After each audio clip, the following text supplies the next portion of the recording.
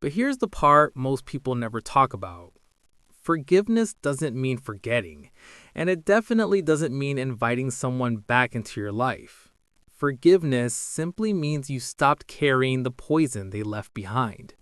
Because holding on to anger is like drinking poison and hoping the other person gets sick. The truth is, resentment traps you in the past. Every time you replay what they did, every time you imagine the argument you wish you had, every time you think about how unfair it was, they're still living inside your mind rent-free. And the person who hurt you may not even be thinking about it anymore.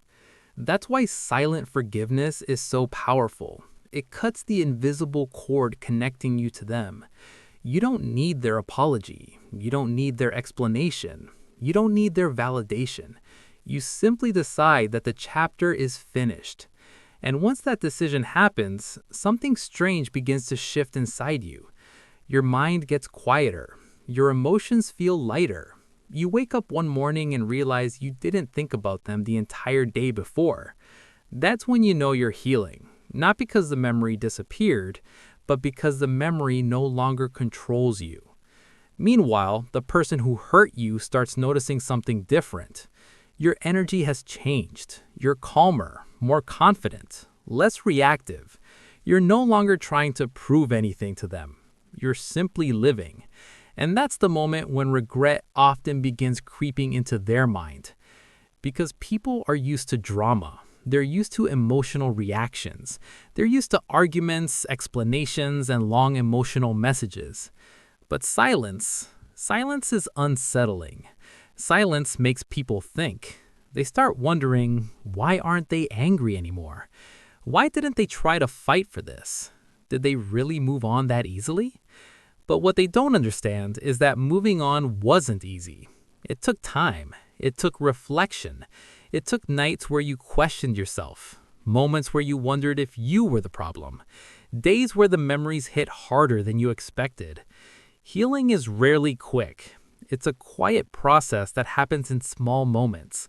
A walk where your thoughts finally feel peaceful. A conversation with a friend that reminds you of your worth.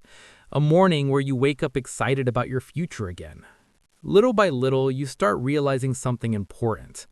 The person who hurt you didn't destroy your life. They just removed themselves from it. And sometimes that removal is exactly what needed to happen. Because when one door closes, another one quietly opens. New friendships, new experiences, new opportunities, new versions of yourself you never would have discovered if you stayed stuck in the old situation. The truth is, some people enter your life to stay. And some people enter your life to teach you something. The ones who hurt you often become the lessons that change everything. They teach you boundaries. They teach you the importance of self-respect. They teach you how to recognize who truly values you and who only values the benefits you bring. And once you learn those lessons, something powerful happens. Your standards change. You stop accepting half-hearted effort.